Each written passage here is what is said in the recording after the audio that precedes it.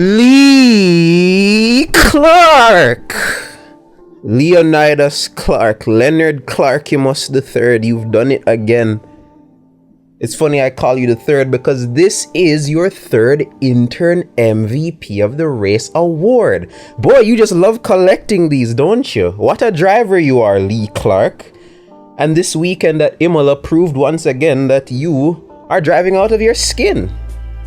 Again, as I always say, there's so many different people that can win these awards on a weekly basis, to the point where I think there are multiple people you could give it to that would be justifiable.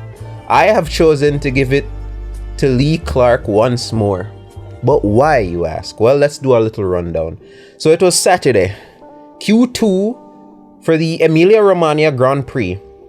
And much to the shock of a few, maybe even many, both Ferraris were out. None of them made Q3. Leclerc was 11th, Hamilton was 12th. Even Antonelli, I think, was 13th. So 3 people you thought would have made Q3 on a regular basis did not make Q3. And so it gave them work to do. This isn't the days of back then when you could argue that P11 was strategy pole, because you can start on any tire you want regardless of where you qualify these days. It's not like the old days when you had that rule that said whatever tire you qualify on in Q3 you have to start with. You can choose whatever tire you want. So there's no strategy pole here. He's literally just in 11th. So the race begins, and I believe Lee Clark picked off a couple names at the start and made his way into 9th, 10th-ish. On lap 11, and one could argue it was rather early, but see the vision. On lap 11, he pits. And I don't know what he did on those out laps. He must have put down some of the craziest out laps ever. Either that or the guys that were racing in the mid pack from like 4th to 8th were holding each other up. But this Lee Clark guy emerges from the first pit cycle in a net P4. He wasn't literally in P4, but he ended up coming out ahead of Russell and Alonso, who were running 4th and 5th in the first stint before the pit stops.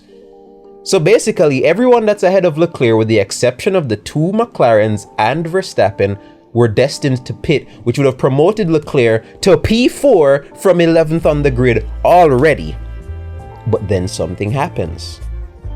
Ocon dies. Not literally, but his car dies. And he's out of the race. And a VSC comes out. And because of this VSC, all the people that were in front of Lee Clark that had the disadvantage of their tires going off and they had a pit stop to make that would have put them behind him, now pit because of the neutralized field and came out ahead of him. And this was cemented by the fact that he also pit with these guys. So he no longer has the advantage. He's now behind them on similar tires. Some people ahead of him are on mediums. He's going to try and stretch the hards to the end. And so one by one, he and Hamilton start to pick people off to the point where they are running, I want to say 5th and 6th. Albon is ahead of them on hards. So it is Albon in 4th on hards, Hamilton in 5th on mediums, Lee Clark in 6th on hards. But Hamilton is on mediums, and with that many laps left in the race, those mediums are going to go off. Hamilton was going to get passed by Lee Clark because his pace was going to fade away, and Lee Clark was either going to get a 5th or he was going to run down Albon and maybe get a 4th. But then another thing happens, another fork in the road. Antonelli, his car dies in front of his classmates, mind you. And it throws the whole race back into whack. So the 2 people that were originally ahead of Lee Clark that I just mentioned, Hamilton and Albon, they pit because they have a fresh set of mediums that they can bring to the end of the race. You know who didn't have a fresh set of mediums? Charles Leclerc, which means Charles Leclerc had no choice but to stay out and do the rest of the race on his dead, well, they weren't even really dead, but they were worn, on his worn hards. And by virtue of having to do the rest of the race on worn hards, Leclerc was at a pace disadvantage in the final stint of the race. Albon tried to pass him. Leclerc was on some elbows out type movement and forced him off a bit. Hamilton had more pace, so he passed Albon because of that little skirmish, and then because of the fresher tires, he got past Leclerc. And then Ferrari was like, you know something, maybe give him back that spot before we get a 5-sec pen slapped on our heads. So Leclerc on the last lap gives Albon the P5, and he comes home in P6. It's the greatest P6 to ever P6.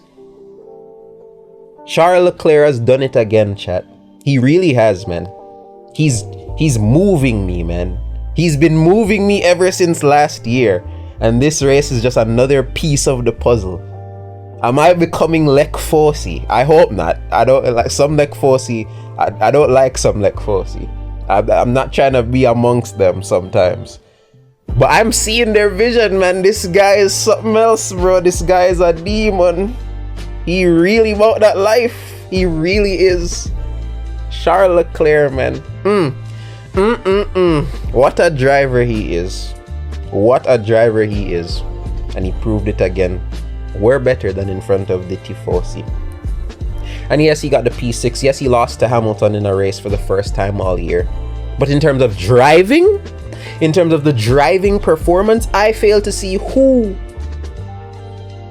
could get this award over him. The only people that come to mind are Max Verstappen, Alexander Albon, and Nico Hülkenberg. Hülkenberg had himself an underrated little Grand Prix. It's a damn shame he didn't get them points, because he was actually in the top 10 at one point, very late in the race. Until his Sauber remembered it was a Sauber and just didn't have the stuff to keep back Tsunoda. Or Alonso for that matter. And I think he came 12th, which is still very good. Keep telling y'all, man, Hülkenberg. I judge people solely off of how much they rate Hülkenberg, man. He's gonna win this award one of these days, man. I'm telling you. Look out for it, man. Hülkenberg gonna be MVP of the race. I don't know which race it's gonna be, but it's coming. It was almost Australia. I'll be so real. It was almost Australia, but what Antonelli did that day was insane. But there we go, guys. Another MVP of the race video complete. Leclerc wins his third of the season, and he's on track to bagging the most MVPs in one season from yours truly. Monaco is up next. I don't know who's gonna win it. It's probably gonna be whoever wins pole and wins the race. I don't know how else you can win an MVP of the race award in Monaco, but we'll see, man. But for now, Leclerc, congratulations.